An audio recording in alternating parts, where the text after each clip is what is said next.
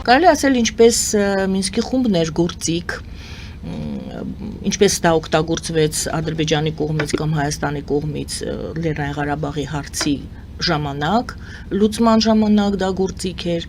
այժմ թրիփ նախագիծն է գործիք, Ադրբեջանը փորձելու է թրիփ նախագծով հասնել իր նպատակներին, տեսեք Ադրբեջանը չի շտապում ստորագրել խաղաղության պայմանագիր, այնպես ինչպես այն տարիներին, երբ որ Մինսկի խումբն էր աշխատում Լեռնային Ղարաբաղի հարցի շուրջ, նրանք որևիցե բանակցությունների սեղանին դրված տարբերակների տակ ստորագրություն չդրեց Ադրբեջանը, այնպես էլ այժմ նա չի շտապում ստորագրել Հայաստանի հետ խաղաղության պայմանագիր, բայց զուգահեռաբար թրիփի նախագծի գործարկման մեջ այսպես շահագրգիռ կողմ է։ Արդյոք կարող է թրիփ նախագիծը օգտագործել Ադրբեջանը ինչ որ մի պահի ի վնաս Միացյալ Նահանգների շահերի տարածաշրջանում։ Կարող է գա մի կետ, երբ Ադրբեջանի նպատակները եւ Միացյալ Նահանգների շահերը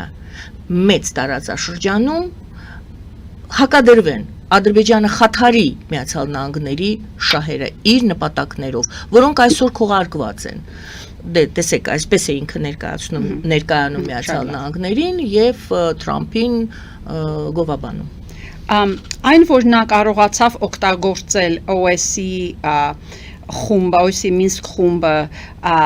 իր նպատակների համար, դա նաև շատ կախված էր, որ հայկական կողմը, թե Լեռնային Ղարաբաղը եւ թե Հայաստանի Հանրապետությունը ստատուս քվոին հարմարվել էին։ Եվ այդ առումով Հայաստանն էլ մի քանի ինտերվյուներ 11, 12, 13 թվին արել եմ, այսինքն ստատուս քվոն կարծես թե բավարարում էր եւ աշխատանք ասում էին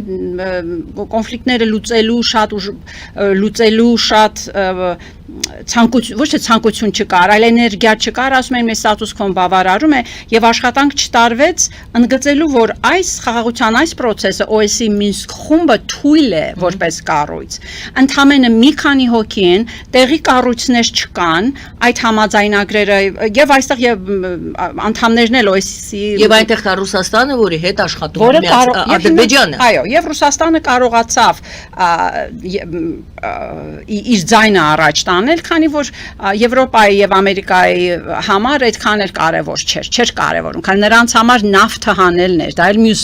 պարագան է, որ ստրատեգիայի վրա նաեւ ազդում էր, այսինքն ենթադրում էին, որ կամ Ռուսաստանը կօգնի կամ OSCE Մինսկ խումբը պիտի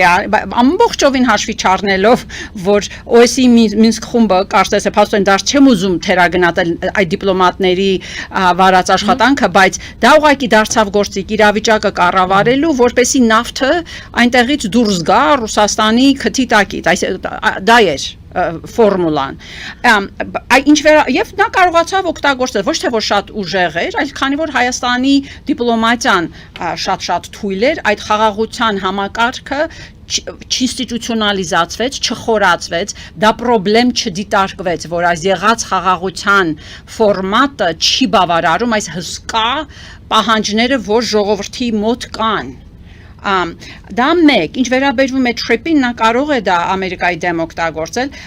այստեղ թուլությունը թրիփի գալիս է նրանից, որ Տրամպի վարած քաղաքականություն, Տրամպը առաջ է տանում, այսպես ասած, կոմերցիոն խաղաղություն,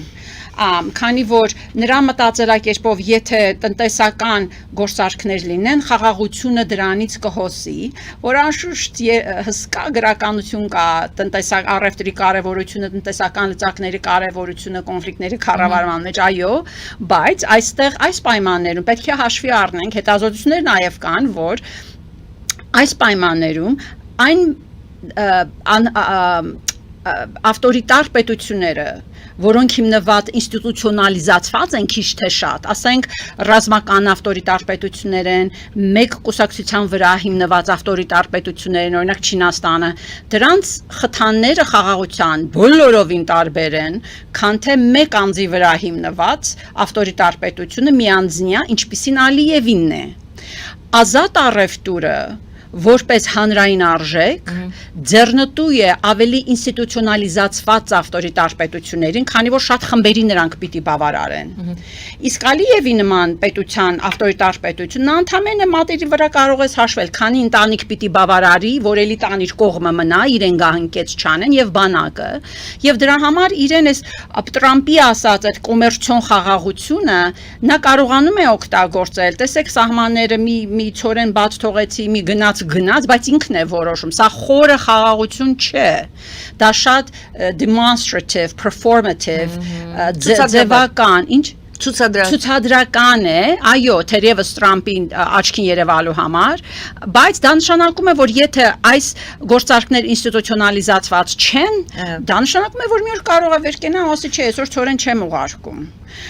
Այսինքն, քանի որ եւ ինքը վախենում է խորը խաղաղությունից եւ այստեղ ոչ թե Ադրբեջանի շահերն են հակառակ Ամերիկային կամ Հայաստանին, այստեղ Ալիևի շահերը հակառակ են Ադրբեջանի պետությանը։ Սարան ես անվանում եմ իմ գրված հոդվածների գրքերի մեջ դիկտատորական դիլեմա։ Իրեն մի կողմից անհրաժեշտ է նավթը վերջանում է,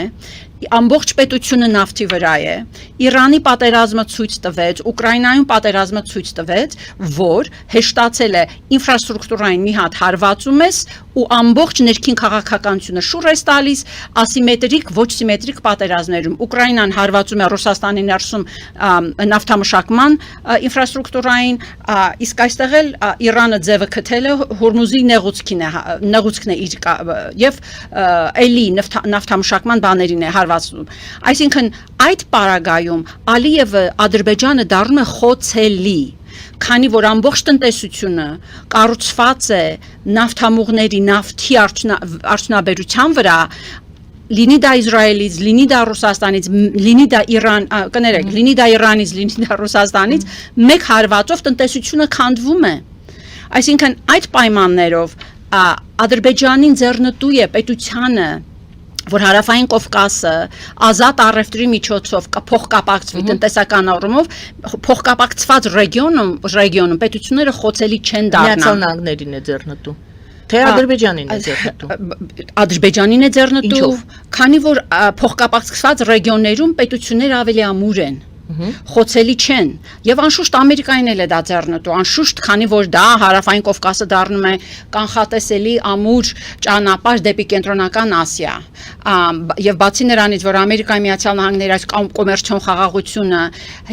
հիմնականում առաջ է տարվում մասնավոր կապիտալով, Ամերիկայի արտաքին քաղաքականությունը դարձել է ինդուստրիալ,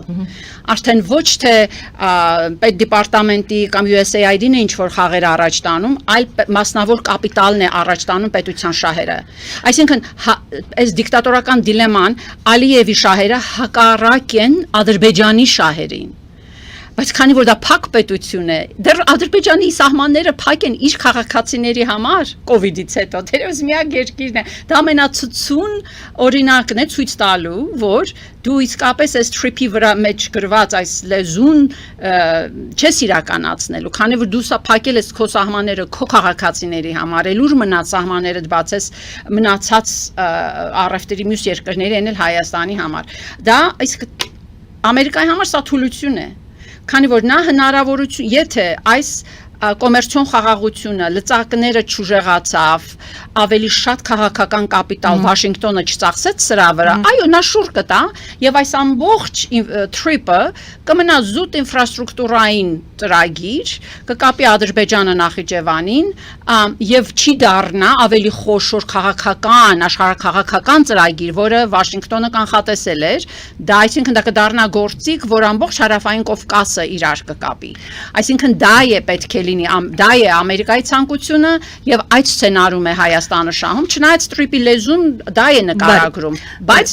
կարող է մնալ զուտ ինֆրաստրուկտուրային ճանապարհ։ Տիկին Նոհայան, ձեր հոդվածներից մեկում դուք այսպիսի ձևակերպում եք, գրել եք այսպես. Trip-ը թույլ է տալիս Բաքվին զգալի հակադարձ լծակ կիրառել Վաշինգտոնի դեմ։ Այ ինչ հակադարձ լծակի մասին է խոսքը։ Այո, դրան ասում են reverse leverage, եւ քեզ թվում է, որ այդ խոշոր գերտերությունը Ամերիկայի Միացյալ Նահանգներն քան ուժեղ է, այս ծրագիրը ստորագրել են եւ այլն եւ արդեն վերջ խաղաղությունը հաստատվեց, բայց իրականության մեջ անգլերենով ասում են մանրունքները սատանան մանրունքների մեջ է։ Այսինքն այդ ծրագիրը թե ինչ ձևով կիրականացվի, ինչ աշխատանք է տարվում Հայաստան, Ադրբեջան հարաբերությունների մեջ, անշուշտ կան նախաձեռնություններ, հետևում եմ ես Հայաստանից քաղաքացիական հասարակության ներկայացուցիչները գնում են Բաքու եւ հակառակը, դրանք ողջունելի են, բայց դրանք բավարար չեն։ Քանի որ տրանսակցիոն են, կարևոր են, բայց ինստիտուցիոնալացված, այսինքն քանի դեռ TRIP-ը պետք է շարունակվի նոր համաձայնագրեր ստորագրելով, այսինքն երբ որ ծորենը ուղարկում ես կամ նավթ ես ուղարկում, չգիտեմ Ռուսաստանից կամ որտեղից որ է, ես ուզում եմ թղթի վրա դա տեսնել, ես թափանցիկությունը պետք է լինի, ինստիտուցիոնալիզացված պետք է դա լինի, այլ ոչ թե այսպիսի անհատականացված, քանի որ դրանով է նա կարողանում կառավարել Ամերիկային, կառավարել նաև Թուրքիային, եւ այն որ ընդհանրապես աշխարհում այսպիսի անհատականացված տրանսակցիոն երևույթներ ավելի շատ են խորանում, աշխարհաքաղաքական օրինակ հենց Ամերիկայի ներսում անշուշտ դրա երևույթն է, Թուրքիայում Էրդողանի երևույթն է, որը թույլատնում է այդ պետություններին։ Օրինակ Թուրքիայում եթե նայում եք, Թուրքիայի վարած քաղաքականությունը շատ դժգոհություն է առաջ բերում նախքին դիվանագետների շրջանակներում, քանի որ նրանք տեսնում են սա ուղղակի Էրդողանին ձեռնտու քաղաքականություն է, այն որ սահմանը չի բացում, դա ասում է Ալիևին,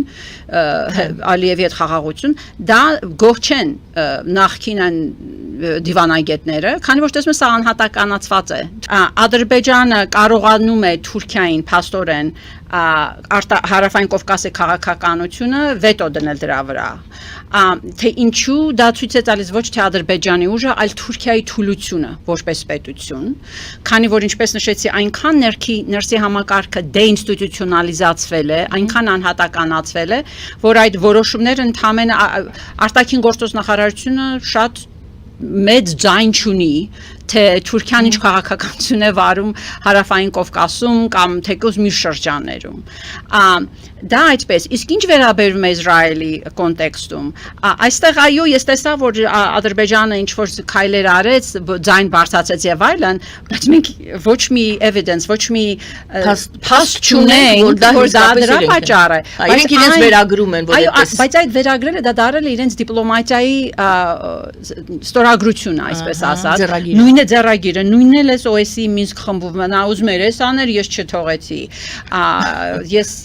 Այսինքն ես կարող եմ ուզածով եղավ, Զանգեզուրի Բիջանսկ է դա,